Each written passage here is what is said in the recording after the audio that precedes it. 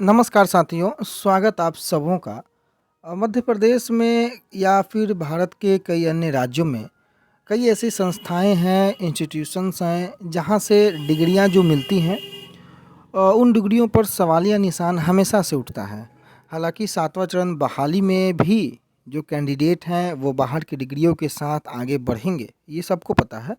और पहले की भी बहालियों में बाहर की जो फर्जी डिग्रियां एक तरीके से कही जाती हैं वो कैंडिडेटों के पास होती हैं। और उन सब के बावजूद भी लगातार 420 का मुकदमा भी दर्ज हो रहा है या फिर कैंडिडेट पकड़ा रहे हैं, उनकी नौकरी तक जा रही है, परंतु फिर भी लोग इस कदाचार से परहेज नहीं कर रहे हैं। ताज़ा मामला आप देख रहे हैं कि मध्य प्रदेश के निजी विश्वविद्यालय से डिग्री प्राप्त कर 300 अभ्यर्थी जो हैं वो बिहार में अपात्र हैं। कनिष्ठ अभियंता भर्ती में मेरिट सूची में सबसे ऊपर थे ये अभ्यर्थी।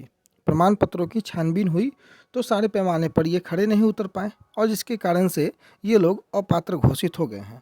तो ये वीडियो बनाने का सबसे प्रमुख उद्देश्य यह है कि अगर आपकी डिग्री में भी अगर किसी भी प्रकार की त्रुटि है या आप कोई भी गलत करने की सोच भी रहे हैं तो ऐसा न कीजिएगा।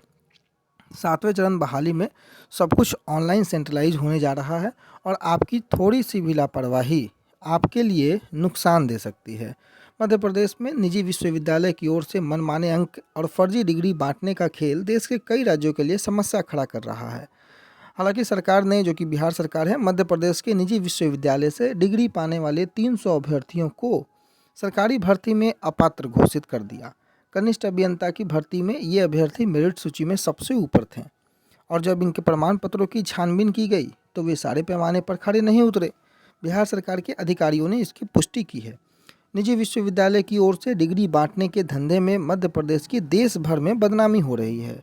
मामला बिहार में सामने आया है। बिहार के कई विद्यार्थियों ने मध्य प्रदेश के निजी विश्वविद्यालय से 80 से 90% अंक हासिल किया है और यही कहीं ना कहीं खेल छठे चरण में भी आपको देखने को मिला था। पिछले दिनों भी आपने देखा होगा, मोतिहारी से या फिर बिहार के कई अन्य जिलों से ये खबरें निकल कर के आई थी कि दर्जनों कैंडिडेट जो हैं वो फर्जी डिग्री के मामले में सामने आए हैं और उन पर कानूनी कार्रवाई भी की गई है। इसलिए कनीय अभियंता के मामले में जो लोग मेरिट सूची में सबसे ऊपर थे और बाकी पैमाने पर वो खड़े नहीं उतर पाए, जिसके लिए उनके आवेदन पत्र को अपात्र घोषित कर दिया गया है। प्रमाण पत्रों की जब जांच की गई तो वे अलग अलग वर्षों की फीस के दस्तावेज और कई अन्य आवश्यक दस्तावेज पेश नहीं कर पाए। फिलहाल फर्जी डिग्रीधारियों ने अदालत में इस निर्णय को चुनौती दी है। बाकी जो भी फैसला आएगा वो देखने योग्य होगा। दूसरी महत्वपूर्ण खबर की ओर अगर हम लोग चलें तो लगातार शिक्षकों की बहाली का मुद्दा उठ रहा है। शिक्षक जो सातवें चरण में बहाल होने वाले हैं, चाहे सेकेंडरी के, सीनियर सेकेंडरी के, प्राइमरी के, मिडिल के, बहुत आवश्यक हो जाता है इनकी बहाली, क्योंकि खास करके सेकेंडरी और सीनियर सेकेंडरी में तो मामला इतना खस्ता है कि विद्यालय जो हैं वो शिक्षक विहीन है। विद्यालयों में शिक्षक ही नहीं हैं, केवल कागज़ पर +2 स्कूल चल रही हैं। उत्क्रमित करके हाई स्कूल और +2 स्कूल में विद्यालयों को उत्क्रमित जरूर किया गया है, परंतु वहाँ शिक्षक ही नहीं है। कहीं कहीं तो एक एक शिक्षक के भरोसे पूरे विद्यालय चल रहे हैं और कहीं बिना शिक्षक के भरोसे विद्यालय चल रहे हैं।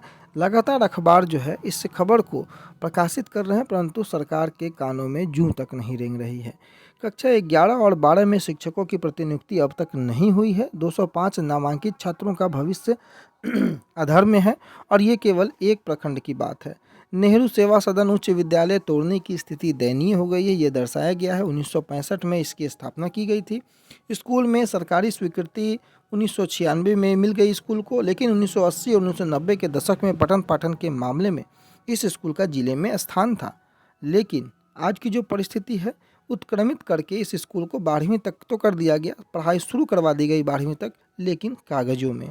वाकई में हकीकत क्या है? 11वीं और 12वीं की कक्षा में कला संख्या में 119, विज्ञान में 94 छात्र नामांकित है, लेकिन दोनों वर्ग कक्षा में अब तक शिक्षकों की प्रतिनियुक्ति नहीं हो पाई है।